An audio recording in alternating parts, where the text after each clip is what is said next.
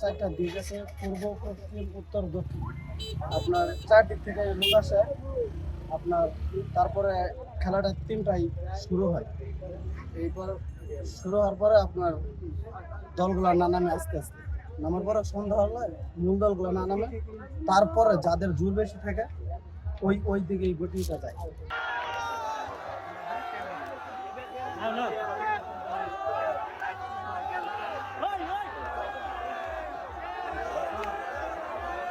পৌষ মাসের ওই শেষ দিন খেলাটা হয়, এটা খুব উৎসবের মতো আর কি।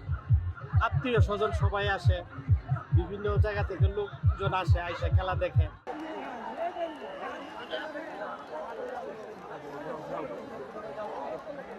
আমরাও জানি না যে কতদিন থেকে শুরু, যদিও একটা অনুমান নির্ভর একটা তারিখ আছে। তো আমাদের এই এলাকায় আমরা যেটা দেখছি যুগ যুগ ধরে এটা এই এলাকার উৎসবের দিন। এটা সব দল মত ধর্ম বর্ণ একাকার হয়ে যায়। দেশের বিভিন্ন প্রান্ত থেকে অনেক মানুষই আসে এই খেলাটা উপভোগ করতে। আমিও ঢাকা থেকে আসছি।